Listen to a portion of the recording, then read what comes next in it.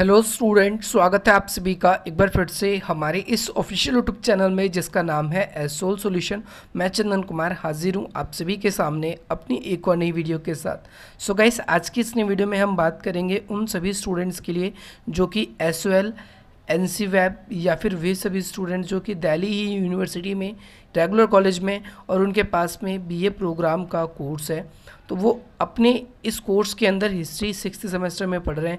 तो आज की नई वीडियो उन सभी के लिए इम्पॉर्टेंट है, क्योंकि स्पेशली आज हम बात करने वाले हैं कोल्ड वॉर आप सभी के एक मोस्ट इंपॉर्टेंट टॉपिक के बारे में, जो कि मार्शल प्लान है। आप सभी देखेंगे ये क्वेश्चन कई बार आप सभी के एग्जाम में या तो शॉर्ट नोट में या फिर आप सभी के लॉन्ग क्वेश्चन में डायरेक्टली बन जाता है कि मार्शल योजना का वर्णन करते हुए शीत युद्ध की विभिन्न परिभाषाओं को दीजिए, या शीत युद्ध को परिभाषित करते हुए शीत युद्ध के प्रथम चरण को बताइए। तो ये आपके प्रथम चरण की मोस्ट इंपॉर्टेंट घटना है और इसी घटना से बहुत सारी घटनाओं का इंटरलिंक है। तो ज़्यादा देर न करते हुए आज की अपनी इस वीडियो को हम स्टार्ट करते हैं। सबसे पहले आप सभी के लिए एक इंपॉर्टेंट सूचना है। सो स्टूडेंट्स, आप सभी के लिए सबसे पहली बात तो आज की जो वीडियो भी प्रोग्राम स्टूडेंट्स के लिए ऑफलाइन एग्जाम्स की तैयारी कर रहे हैं, 6th सेमेस्टर में हिस्ट्री पढ़ रहे हैं और शीत युद्ध का प्रथम चरण की अब कुछ घटनाओं के बारे में पढ़ चुके हैं। जैसे ग्रीस संकट क्या था, इसके बारे में हम बात कर चुके हैं। आप आई बटन पे क्लिक करके देख सकते हैं। इसके अलावा आपकी बुक का नाम है 20वीं शताब्दी का इतिहास के मुद्दे और issue of world history in 20th century. तो ये सेकंड बुक है। फर्स्ट बुक आपकी इसकी आपको 5th सेमेस्टर में पढ़नी थी, जो होपफुली आप सभी ने पढ़ ली है, आप सभी उसमें पास हो चुके हो। ये क्लास नंबर 5 आप सभी के लिए हो चुकी है, क्लास नंबर 6 है और मेरा नाम है चंदन कुमार। मैं आज आप सभी को मार्शल प्लान के बारे में पढ़ाने वाला हूँ। इसके अलावा हम और भी कुछ इंपॉर्टेंट वीडियो के बारे में बात कर चुके हैं। इसे प्रथम चरण के अलावा हम विभिन्न चरणों के बारे में बात कर चुके हैं कि भाई कौन कौन से चरण थे, क्या क्या घटनाएं घटी थी, कौन से चरण के अंदर कौन सी घटनाएं आएंगी या कितने चरणों में क्लासिफाई किया गया है, इसके बारे में भी हम बात कर चुके हैं। इसके साथ साथ युद्ध के उपरांत में शांति जो वार्ता थी वो क्या थी क्या नहीं थी। तो चलिए ज़्यादा देर न करते हुए आज की अपनी इस वीडियो को हम स्टार्ट करते हैं। आज हम स्टार्ट करेंगे मार्शल योजना से, मार्शल प्लान से। तो मार्शल प्लान जो है ये अमेरिका के द्वारा चलाया गया था। और अमेरिका के द्वारा क्यों चलाया गया था? ताकि यूरोप के जो वो सभी देश जो सेकेंड वर्ल्ड वॉर में उनकी अर्थव्यवस्थाएं बहुत ज़्यादा ख़राब हो गई थी और वो देश आर्थिक विकास के मामले में काफ़ी पिछड़ गए थे। तो ऐसे देशों की जो अर्थव्यवस्था है उसको दोबारा से पुनर्स्थापित किया जा सके, इसके लिए मार्शल योजना को चलाया गया था।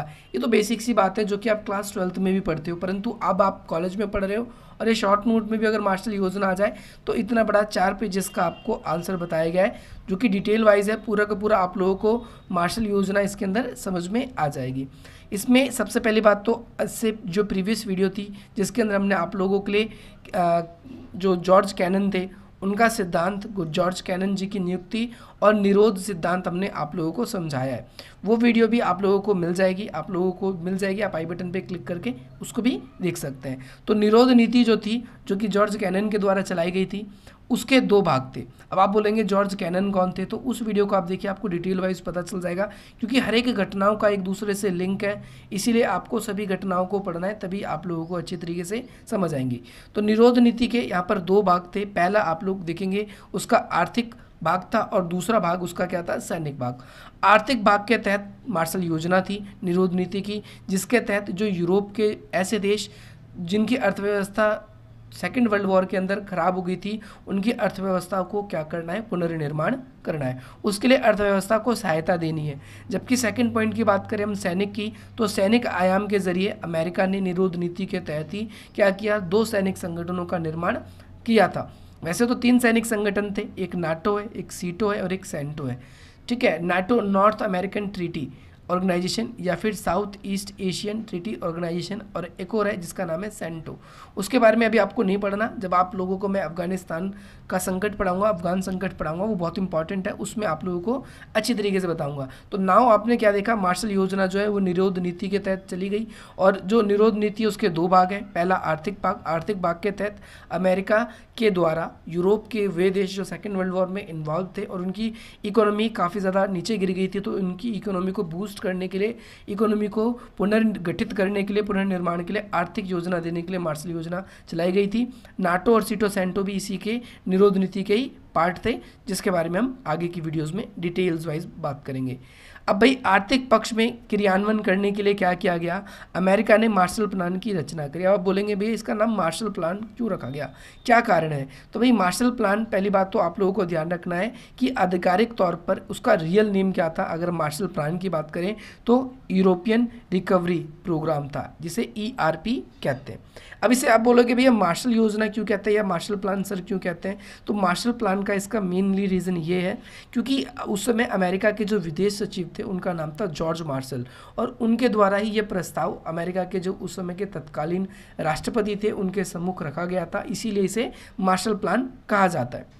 अब भाई यहाँ पर उद्देश्य क्या था अमेरिका का, तो आप साइड सी बात है, आप पहले जान चुके हो कि यूरोप और साथ साथ वे देश जो सेकेंड वर्ल्ड वॉर में मित्र राष्ट्र के अंदर शामिल थे, उनकी अर्थव्यवस्था जो खराब हो गई थी युद्ध की वजह से, क्योंकि आप सभी को पता है कि सेकेंड वर्ल्ड वॉर 1939 से लेकर 1945 तक चला।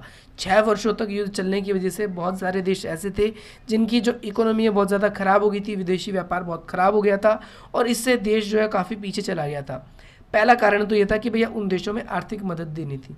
दूसरा कारण क्या था इस मार्शल प्लान का, तो दूसरा कारण ये था कि साम्यवाद के प्रसार को कहाँ पर यूरोप में रोका जाए, क्योंकि आप सभी जानते हो जब मैंने आप लोगों को कोल्ड वॉर की स्टार्टिंग ही करवाई थी तो उसमें बताया था कि जैसे ही सेकेंड वर्ल्ड वॉर आप सभी देखते हैं 1945 में जब ख़त्म होता है तो उस समय 2 महाशक्तियाँ हैं जो आधिकारिक तौर पे हमें दिखती है, एक USA जो कि संयुक्त राज्य अमेरिका है और एक है USSR यानी समाजवादी सोवियत गणराज्य जिसे हिंदी में हम बोलते हैं। तो भाई साम्यवाद के जो बढ़ता प्रभाव था उसको भी रोकना था और साथ ही साथ अमेरिका ने साम्यवाद को रोकने के लिए एक पहल करी थी। इस पहल में क्या था, उस समय आप सभी को मैंने बताया उस समय के जो अमेरिका के विदेशी सचिव थे जिनका नाम था जॉर्ज मार्शल, उनके नाम पर ही इस पूरे के पूरे प्लान को, इस पूरे के पूरे स्ट्रक्चर को मार्शल प्लान नाम दिया गया। और अमेरिका के जो विदेशी विभाग के अन्य विशिष्ट या जो खास हम कहें कि जो एक्सपीरियंसिव अमेरिका के विदेशी विभाग के थे जिनमें से एक जॉर्ज कैनन भी थे। अब आपको जॉर्ज कैनन के बारे में मैं थोड़ा सा आप लोगों को बता देता हूँ।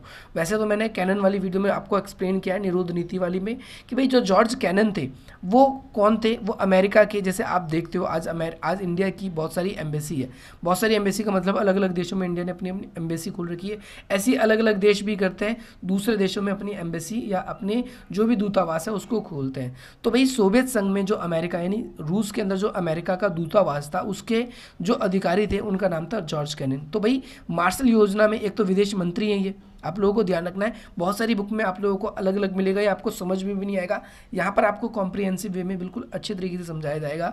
तो यहाँ पर जॉर्ज मार्शल जो है ये विदेश मंत्री हैं और ये बात करें तो विदेशी राजदूत हैं जो कि कहाँ पर थे, आप सभी को ध्यान रखना है, ये थे रूस के अंदर। और इसके अलावा विलियम ब्लेंटोन ये कौन थे, ये थे जो कि सलाहकार थे, विदेशी सलाहकार थे। इन दोनों को सलाह देने का या जो भी विदेश मंत्रालय को सलाह देने का कार्य इनका था। तो इन 3 व्यक्तियों ने क्या किया था, मार्शल योजना में महत्वपूर्ण भूमिका निभाई थी।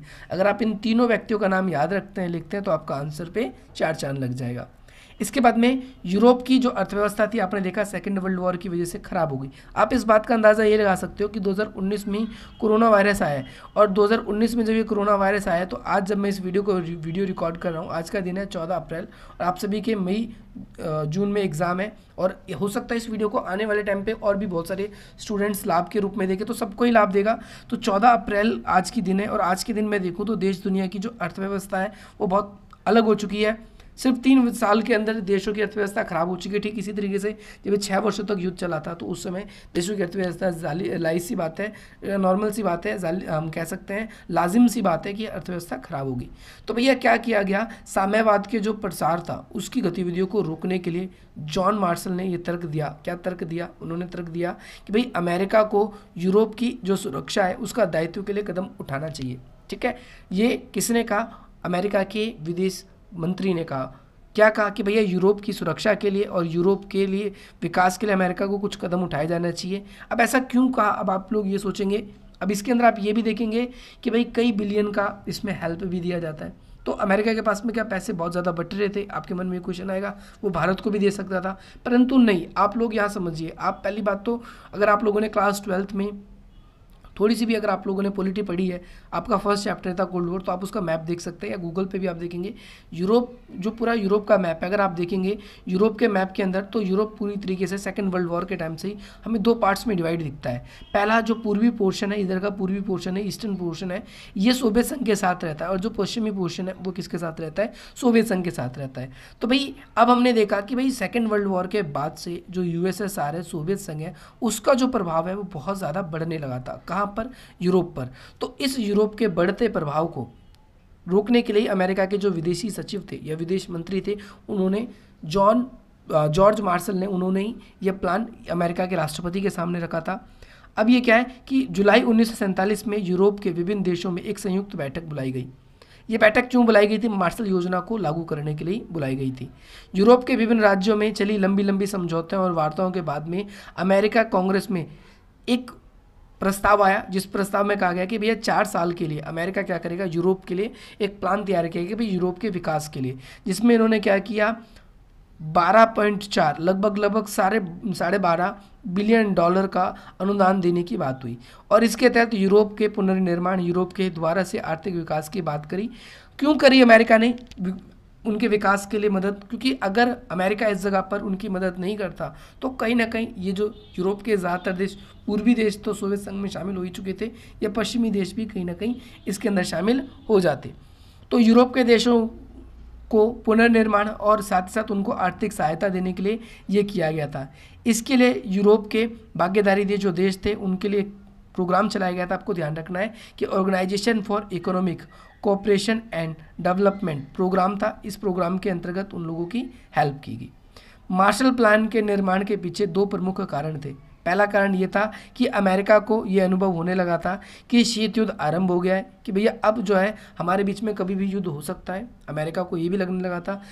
क्यों युद्ध हो सकता है? क्योंकि दोनों महाशक्ति बनना चाहते थे और दोनों ही काफ़ी ज़्यादा ताकतवर थे, परंतु उसी समय 1945 में युद्ध हो चुका था। तो दोनों जानते थे कि युद्ध की वजह से देशों की अर्थव्यवस्था खराब हो जाती है, इसीलिए दोनों डायरेक्टली नहीं लड़ रहे थे।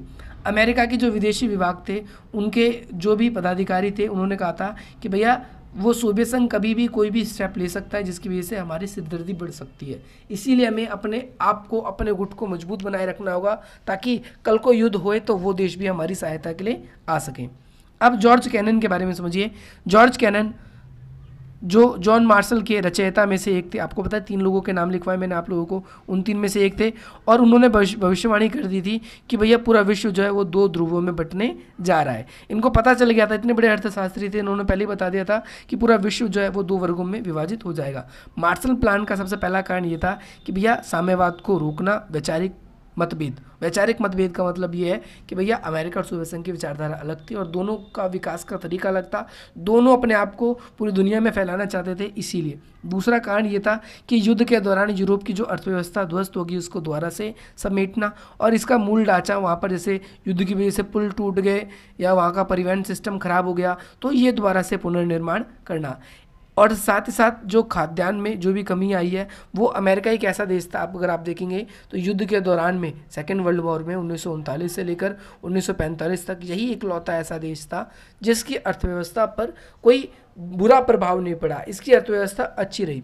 युद्ध की अवधि में अमेरिका के लिए तीव्र आर्थिक विकास की अवधि थी, और युद्ध के बाद में सैनिक शांति के बदलते देर नहीं लगी। यानी फॉर एग्जांपल कि भैया उसका औद्योगिक विकास हुआ, साथ ही साथ अगर आप देखेंगे तो अमेरिका ने युद्ध के बाद में अपनी आर्मी को भी, अपनी जो भी आर्मी है, सैनिक है, उसको भी बढ़ाया। आपने देखा नाटो का निर्माण करेगा अमेरिका, आगे मैं पढ़ाऊंगा आपको। अमेरिका फिर क्या करेगा आगे, सीटो का निर्माण करेगा अमेरिका आगे, फिर सैंटो का भी निर्माण करेगा। तो मैं इन सब चीज़ों के बारे में आप सभी को बिल्कुल डिटेल वाइज बताऊँगा, जैसा कि अभी बता रहा हूँ। तो भाई मार्शल योजना को यूरोपीय देशों द्वारा अमेरिकी उत्पादन सेवाओं, साथ ही साथ मार्शल योजना इसलिए भी चलाया गया था क्योंकि आपने देखा कि भाई सेकेंड वर्ल्ड वॉर के दौरान में हर एक देश की अर्थव्यवस्था पे संकट था, परंतु अमेरिका की अर्थव्यवस्था क्या थी, वो तेज़ी से आगे बढ़ रही थी। और अमेरिका की अर्थव्यवस्था तेज़ी से बढ़ने की वजह से क्या है कि पूरी दुनिया में संकट था, पूरी दुनिया में खाद्यान्न संकट था। अमेरिका अपनी चीज़ों को, अपने यंत्रों को पूरी दुनिया में बेचना चाहता था, अपनी सेवाओं को बेचकर लाभ कमाना चाहता था, इसीलिए अमेरिका ने मार्शल योजना चलाई। इसके साथ साथ अगर आप देखें तो मार्शल योजना जो स्टार्टिंग में थी वो 4 वर्षों के लिए चलाई गई थी, और साथ ही साथ इसने अपना 3 वर्ष कब से कब तक चली, तो आपको ध्यान रखना है 1948 से लेकर 1952 तक, ये मैंने आप लोगों के लिए लिख दिया। 4 वर्षों के लिए चलाई गई थी, परंतु इसने अपना जो पूरा कार्य 1948 से शुरू हुआ और 1951 3 वर्षों में इसका कार्य जो है पूरी तरीके से समाप्त हो गया। आर्थिक विकास की सबसे गतिशील वर्ष यही रहा। अगर आप देखें तो इन 1948 से लेकर 1945 तक, 1951 तक, इन 3 वर्षों के बीच में अमेरिका का जो औद्योगिक उत्पादन है वो पहले की तुलना में 35% वृद्धि हो गई। कृषि उत्पादन भी पहले इतनी नहीं हुई थी जितनी अब हुई। तो युद्ध के बाद में यूरोप के अंदर जो अर्थव्यवस्था है वो अच्छी होने लगी, भुखमरी खत्म होने लगी, और यूरोप के लिए ये मार्शल प्लान चमत्कारी साबित हुआ। मार्शल प्लान ने पश्चिमी यूरोप में संकट के समय में पश्चिमी यूरोप में एक महत्वपूर्ण भूमिका अदा करी। अमेरिका तथा यूरोप के कई नेताओं का मानना था कि भाई ये यूरोप की समृद्धि के लिए, विकास के लिए बहुत ही आवश्यक भी था। मार्शल योजना यूरोप में व्यापार सहित सैनिक व्यापार, आपने स्टार्टिंग में पढ़ा कि मार्शल योजना जो था एक तो व्यापार के लिए, अर्थव्यवस्था के लिए और सैनिक संगठन के लिए भी बहुत इंपॉर्टेंट बन गया था यूरोप के लिए। इसके बाद में मार्शल प्लान के अंतर्गत यूएसएसआर सहित जो पूर्वी यूरोप के देश हैं उनको भी ये कहा गया था कि भैया आप भी अगर भारत के साथ शामिल होना चाहते हो, इसमें आपको ये ध्यान रखना है, मार्शल योजना के तहत ये कहा गया था यूएसएसआर और जो पूर्वी यूरोप के देश हैं, अगर आप भी मार्शल योजना के तहत हेल्प लेना चाहते हैं तो हेल्प ले सकते हैं, बट आप लोगों को कुछ राजनीतिक सुधार करने पड़ेंगे। यूएसएसआर और पूर्वी देशों ने इन आर्थिक जो भी सुधार थे उनको स्वीकार नहीं किया, इस वजह से उनकी हेल्प नहीं की गई। और फिर यूएसएसआर ने अपने देशों को, ताकि वो मार्शल योजना के लालच में आकर कहीं वो अमेरिका के साथ शामिल ना हो जाए, इसके लिए अपने सदस्य देशों को उन्होंने क्या किया था, कॉमिकॉन नाम का एक योजना चलाया था। इस योजना, अगर आप देखें, ये मार्शल योजना की तरह था और ये उन देशों के लिए चलाया गया था जो पूर्वी गुट में शामिल थे, परंतु दोनों के लिए ये योजना अलग अलग रही और दोनों ही युद्ध देश जो है उन्होंने अपने सिरे से अपने देश के सदस्यों की मदद करने की कोशिश करी, इन्होंने अपने तरह से अपने सदस्य देशों की मदद करने की कोशिश करी। इसमें अगर लाभ और हानि की बात करूं मैं, तो आप सभी के लिए सिंपली कॉन्सेप्ट ये बन के आ जाता है कि मार्शल योजना का लाभ कहीं ना कहीं दिखता है, परंतु सोवियत संघ के विघटन होने की वजह से जो कॉमिकॉन है इसकी विकास की गतिविधि है जो बहुत ही कम दिखाई देती है। होपफुली आप सब आज की इस नई वीडियो से बहुत ज़्यादा वैल्यू मिली होगी आप सभी को, और इसी प्रकार की जो इंटरेस्टिंग वीडियोस है अगर आप चाहते हैं, पाना चाहते हैं, तो आप हमारी वीडियो को लाइक करें, अधिक से अधिक मित्रों तक शेयर करें और हमारे चैनल को सब्सक्राइब करें, ताकि अगली वीडियो जब भी आप लोगों के लिए अपलोड की जाए उसका नोटिफिकेशन जो है सबसे पहले आप सभी को मिल जाए। चलिए मिलते हैं हम आपसे अपनी अगली वीडियो में। जय हिंद, जय भारत। इसके अलावा अगर आप लोग हमसे कनेक्ट होना चाहते हैं तो आप इस तरीके से हमसे कनेक्ट हो सकते हैं।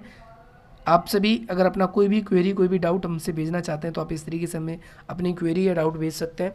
इसके अलावा कुछ वेरियस लिंक है इंपॉर्टेंट जो आप लोगों के लिए हमने आप लोगों के लिए डिस्क्रिप्शन बॉक्स में दे दिए हैं। आप उस पर गो थ्रू होकर हमें सोशल मीडिया के विभिन्न प्लेटफॉर्म पे फॉलो कर सकते हैं। अगर आप अपनी कोई भी क्वेरी मुझे पर्सनली भेजना चाहते हैं तो आप मुझे अपनी पर्सनली क्वेरी भी भेज सकते हैं इंस्टाग्राम पर @chandan 82870।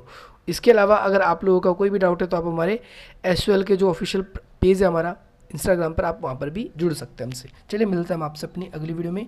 जय हिंद, जय भारत।